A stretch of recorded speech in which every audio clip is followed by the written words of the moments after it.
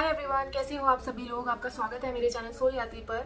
और आज मैं आपसे अपना एक एक्सपीरियंस शेयर करने वाली हूँ। और ये जो एक्सपीरियंस है वो है नज़र के ऊपर और जेलेसी के ऊपर। जो जेलेसी होती है वो कैसी दिखती है। लोग सोचते हैं कि जेलेसी यही होती है कि हाँ, हमारे इर्द गिर्द लोग होते हैं और वो हमसे जल रहे होते हैं, हमसे मीन तरीके से बात करते हैं, और ये ही एक तरह से जेलेसी होती है। लेकिन मैं आपको बता दूं, जो जेलेसी होती है उसके प्रकार होते हैं, उसके टाइप्स होते हैं। और एक जेलेसी तो ऑब्वियसली यही होती है जो आप साफ सीधी तौर पे देख लेते हो, फेस टू फेस। जो इंसान होता है वो आपके साथ मिसबिहेव करता है और जता देता है कि हाँ, तुम हमें पसंद नहीं हो और हम तुम्हें पसंद नहीं करते। तो मैं अपनी लाइफ स्टोरी आपसे शेयर करने वाली हूँ सो दैट आपको भी ऐसे लोगों को पहचानने में हेल्प हो। और जितना जल्दी हो सके आप ऐसे लोगों को पहचान लो तो ज़्यादा अच्छा, क्योंकि ऐसे लोगों का जो टारगेट होता है वो कुछ नहीं, वो आपसे सिर्फ लेना जानते हैं। आपका टाइम, आपका एफर्ट, आपका सब कुछ जो भी है वो ले लेंगे और उसके बाद आपकी लाइफ से आपको लात मार के भगा देंगे अपनी लाइफ से। तो मेरी स्टोरी स्टार्ट होती है मेरी बेस्ट फ्रेंड के साथ। मेरी एक बेस्ट फ्रेंड हुआ करती थी, मैं नाम नहीं बताऊंगी, बट मेरी एक बेस्ट फ्रेंड हुआ करती थी कॉलेज टाइम से ही। और वो लड़की जो थी, मैं उससे हमेशा बात करती रहती थी। लाइक मेरा ये नेचर है कि मैं लोगों को इग्नोर इतनी ईजिली करती नहीं हूँ। जो मेरे क्लोज वंस होते हैं उनको मैं कभी इग्नोर नहीं करती हूँ। तो होता ये था कि मैं जॉब करती थी और वो जॉब नहीं करती थी। मे बी कोई भी रीज़न रहा होगा वो जॉब क्यों नहीं करती थी, उसका मैटर है। लेकिन वो जॉब नहीं करती थी, मैं जॉब करती थी और वो मेरी सेकंड जॉब थी। और उस टाइम पे मैं उससे काफ़ी ज़्यादा बातें किया करती थी। वो मुझे कॉल करती थी और बताया करती थी कि क्या चल रहा है क्या नहीं चल रहा है। मतलब बहुत घंटों घंटों मुझसे गप्पे मारती थी, क्योंकि वो उस टाइम पे कोई काम तो नहीं कर रही थी ऑब्वियसली। तो वो मुझसे बात किया करती थी और कभी कभी ऐसा भी हो जाता था कि हमें 6-6 घंटे हो गए बात करते हुए। तो मैं उसे टाइम देती रहती थी जस्ट बिकॉज कि मेरे मन में प्यार वाला भाव था कि मेरी दोस्त है, मेरी बेस्ट फ्रेंड है, मेरी एक तरह से मैं उसको गॉडेस मानती थी कि ये देवी का रूप है, ये देवी है एक तरह से। मतलब मैं इतनी ज़्यादा अटैच थी उससे। तो कुछ टाइम बाद ऐसा हुआ, 1-1.5 साल बाद, कि उसके फ़ोन्स आने बहुत कम हो गए और मैं उसे कॉल किया करती थी तो वो पिक नहीं करती थी। तो एक दिन क्या हुआ, मैंने उसे कॉल किया और कॉल करने के बाद उसने पिक किया। पिक करने के बाद उसने मुझे बताया कि ऐसे ऐसे मेरी जॉब लग गई है। तो मैं बहुत खुश हुई, मैंने उसे कॉन्ग्रेचुलेट किया और मैंने उसे पार्टी शार्टी मांगी। मतलब जैसे होता है दोस्त लोग तो खुशी होते हैं जो जेन्युइनली आपके लिए खुश होते हैं। तो मैं बहुत खुश हुई उसके लिए कि तेरी जॉब लग गई है। तो वो जो जॉब होती है वो इस टाइप की जॉब होती है कि आपको एक पर्टिकुलर एग्जाम पास करना होता है, देन सर्टिफिकेट ग्रैब करना होता है। सर्टिफिकेट मिलने के बाद आप एलिजिबल हो जाते हो उस जॉब के लिए। तो वो जॉब उसकी नॉट परमानेंट, टेम्परेरी बेसिस पे लग गई। तो मैं बहुत खुश हुई कि हाँ, उसकी जॉब लग गई है जो भी है। लेकिन जॉब लगने के बाद क्या होता है कि उसने मुझे इग्नोर करना स्टार्ट कर दिया और उसके अंदर, उसकी पर्सनालिटी के अंदर और बिहेवियर के अंदर काफ़ी चेंजेस आ गए। और उसने बहुत ही ज़्यादा एरोगेंटली बिहेव करना स्टार्ट कर दिया। लाइक उसके नए दोस्त बन गए, उसी के ही स्टाफ में जो एम्प्लॉयज़, जो को वर्कर्स होते हैं, वो उसके फ्रेंड्स लोग बन गए। और देन वो अपने नाम के आगे भी मतलब मैडम मैडम करके लगाने लगे, एक दूसरे को मैडम बोल रहे हैं। और अजीबोगरीब माहौल था उनका, जो भी है। तो मैंने एक दिन ऐसे ही कॉल किया उसको। मैंने बोला कि एक्चुअल में मैं अपनी जॉब छोड़ के तब तक अपनी यूपीएससी की तैयारी पे लग चुकी थी और मैंने कोचिंग वगैरह ज्वाइन किया था। तो वो तो मेरा फ़ोन उठाती नहीं थी और ना ही मुझे कॉल बैक करती थी। तो मैं उसको बताऊँ तो कैसे बताऊँ, और मैं ये चीज़ें उसको मैसेज में बताना नहीं चाहती थी। तो मैंने उसे कॉल करके सिंपली बताया कि यार मैंने उसमें एडमिशन लिया है और मैं अब तैयारी करना स्टार्ट करूँगी और मैं उसमें मतलब डेडिकेटेडली करूँगी, क्योंकि मैंने जॉब वगैरह सब छोड़ दिया है। तो पहले तो उसने मुझे ये बोला कि तुमने मुझे क्यों नहीं बताया, तुम जॉब छोड़ने वाली हो, तुम्हें जॉब नहीं छोड़नी चाहिए थी, तुमने गलत किया, तुम्हें जॉब नहीं छोड़नी चाहिए थी, बहुत गलत डिसीजन है ये वो। बट एक्चुअल में क्या था कि मैंने अपने पूरा जो डिसीजन था सारे सिचुएशंस को कंसिडर करके ही लिया था। तो मैंने इसीलिए जॉब छोड़ी। और मेरे कुछ पर्सनल इश्यूज़ भी थे। जो मेरी मॉम है वो काफ़ी उस टाइम पे बीमार भी रहती थी, तो मेरे लिए जॉब करना फिजिबल नहीं हो पा रहा था और मुझे हायर अपने गोल के लिए काम करना था जल्द से जल्द। तो मैंने वो ज्वाइन किया, मैंने उसको बताया कि मैंने ज्वाइन कर लिया है। तो फिर क्या होता है कि जिसे आप कहते हैं ना, आग लग जाना वो हुआ, वो लड़की ने एक तरह का गीत गाना स्टार्ट कर दिया कि अब तो तुम्हारा हो ही जाएगा, अब तो तुम बन ही जाओगी, अब तो तुम ये हो जाओगी, अब तो तुम वो हो जाओगी। और हुआ क्या, मतलब वो जिस तरीके से बोलती थी वो था रिग्रेशन वाला बोलना।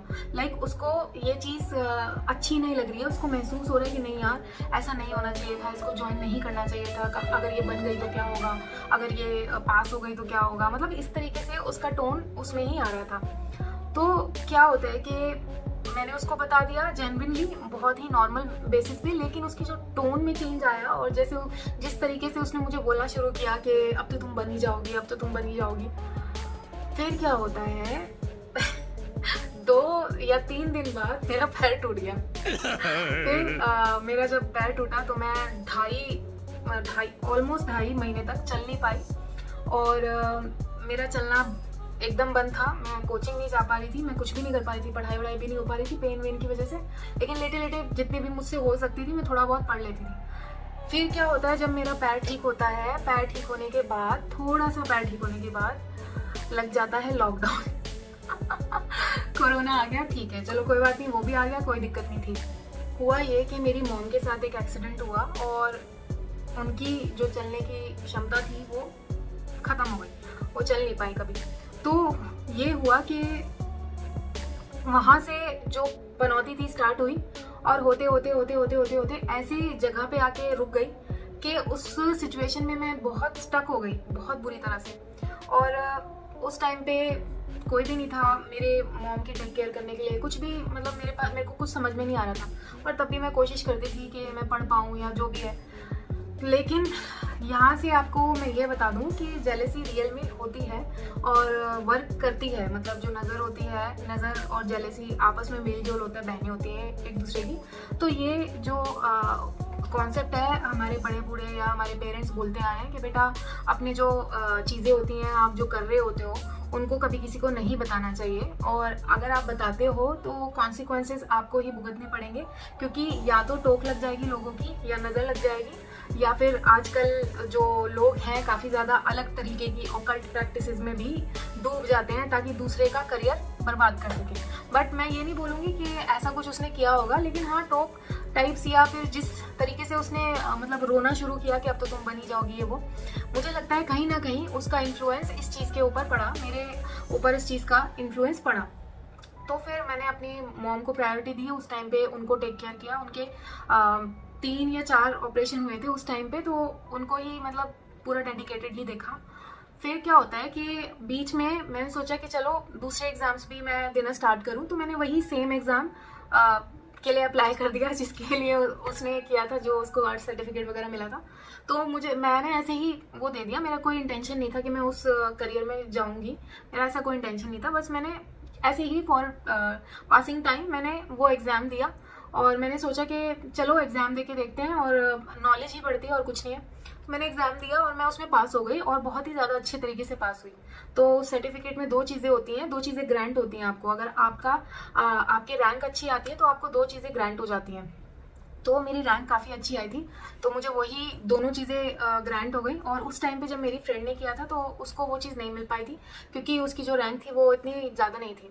तो मैंने खुशी खुशी में अपनी फ्रेंड को कॉल किया, उसी को ही। उस टाइम पे मैं मासूम थी, मेरे दिमाग में कुछ इतना खास आया नहीं था कि ऐसा कुछ है या फिर इसके दिल में ऐसा कुछ होता होगा, तो मेरे दिमाग में ऐसा कुछ नहीं आया। फिर क्या हुआ कि मैंने उसे कॉल किया और कॉल करके मैंने उसे बताया कि यार ऐसे ऐसे मैंने एग्ज़ाम ये वाला पास कर लिया और इसके मुझे दोनों जो सर्टिफिकेट्स हैं, जो दोनों चीज़ें हैं वो मुझे ग्रांट कर दी गई हैं। फिर क्या होता है, फिर वो बंदी क्या बोलती है सामने से फिर वो सामने से बोलती है कि तुम झूठ बोल रही हो। मैंने बोला कि ऐसा क्यों बोल रही हो तुम, क्या हुआ तुमको? कहती नहीं तुम झूठी हो और तुम झूठ बोल रही हो। मैंने बोला हुआ क्या, कुछ बताओगी तो सही ना। तो बोलती है कि मैं नहीं मानती कि तुमने वो एग्ज़ाम क्लियर किया है, तुम कैपेबल नहीं हो तुम। तो ये चीज़ मेरे दिल में घर कर गई कि ऐसा कैसे कह दिया यार इसने कि कैपेबल नहीं है। लाइक तू और मैं दोनों सेम ही कॉलेज में पढ़े हैं और उस कॉलेज में अच्छी खासी रैंक चाहिए होती है एडमिशन लेने के लिए। जैसे ही तूने एडमिशन लिया होगा वैसे मेरा भी हुआ होगा। अब ऐसा तो नहीं है कि कैपेबिलिटी की कहीं कमी है। तो उसने मुझे ये बोला तुम इतनी कैपेबल नहीं हो, तुम वो चीज़ पा नहीं सकती। तो मैं और भी ज़्यादा मतलब रोने जैसा हाल हो गया मैं कि यार कैसे कह रही है। तो इतने में फिर कहती है मैं नहीं मानती। मैंने बोला चलो एक काम हाँ, मैंने खुद नहीं बोला, उसने बोला कि मुझे सर्टिफिकेट दिखाओ जो तुमने डाउनलोड किया होगा। मैंने बोला यार बिना सर्टिफिकेट के भी तो तुम मान ही सकती हो कि मैंने कर लिया। तो कहती है कि नहीं मैं नहीं मानती, तुम झूठी हो। मैंने उसको सर्टिफिकेट भेजा और सर्टिफिकेट भेजने के बाद वो बंदी कहती है ये नकली है। मतलब वो कहती है कि उसने बोला कि ये नकली है और तुमने कुछ कोई ऐसे ही स्पेसिमेन सर्टिफिकेट्स डाउनलोड करके उसमें कुछ मैनिपुलेशन करके अपना फोटो चिपका के अपना नाम चिपका के मुझे भेज रही हो। अब इतने शॉर्ट नोटिस में तुम मुझसे पहली बात तो तुम मुझसे सर्टिफिकेट मांग रही है। मैंने ये तो कंक्लूड कभी किया ही नहीं था कि तुम मुझसे सर्टिफिकेट मांगेगी, लेकिन इतने शॉर्ट नोटिस पे मैं कॉल पे हूँ और उतने में ही मैंने मतलब कुछ मैनिपुलेशन करके उसको भेज भी दिया। ऐसा कैसे पॉसिबल है? अजीब ही लड़की थी। और इवन मुझे बाद में ये रियलाइज़ हुआ कि मुझे ये प्रूव करने की भी कोई ज़रूरत नहीं थी वैसे तो, कि मैंने सर्टिफिकेट अपना क्लियर कर लिया या जो भी क्लियर किया है। यार वो कौन होती है कि मैं उसको प्रूव करने बैठूं कि नहीं यार मैं झूठी नहीं हूँ, तुम्हें गलत फहमी हो गई है, ऐसा कुछ भी नहीं है, मैं बुरी इंसान नहीं हूँ। मैं ये प्रूव करने उसको जा रही हूँ, इस चीज़ का मुझे और भी ज़्यादा गिल्ट हो गया।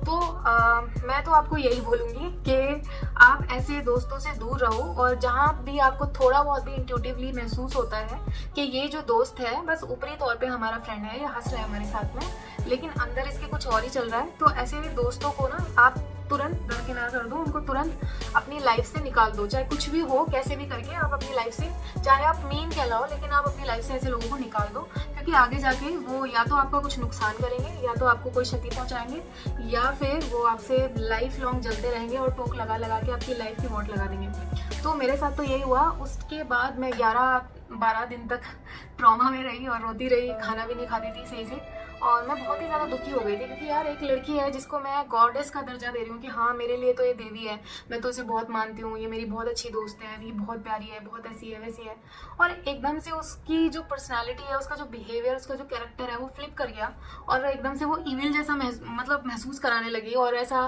बर्ताव करने लगी कि भाई इसके मन में कितना नफरत भरी हुई है मेरे लिए।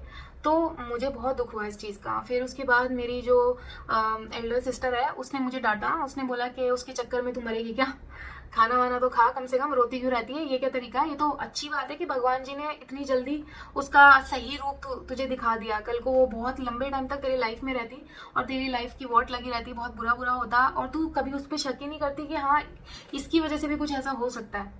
तो मैं तो यही बोलूँगी, आप जितना दूर ऐसे दोस्तों से रहो उतना अच्छा, क्योंकि आपकी लाइफ ज़्यादा मैटर करती है और आपको अपनी लाइफ पे फोकस करना है, आपको कुछ पाना है अपनी लाइफ में, और अपना टाइम वेस्ट करके कोई फ़ायदा नहीं है, क्योंकि वो जो टाइम होता है वो वापस तो आने से रहा, और जिस बंदे पे आप वेस्ट कर रहे हो वो कभी उस टाइम को चेरिश नहीं करने वाला। तो अब मैं आपसे विदा लेती हूँ। आई होप कि आप मेरी ये स्टोरी से कुछ समझ पाओ और आपको अपने इर्द गिर्द जो लोग हैं पास में, उन लोगों को समझने में थोड़ा हेल्प हो। और मैं आपको मिलती हूँ अपनी नेक्स्ट वीडियो में, तब तक के लिए बाय बाय।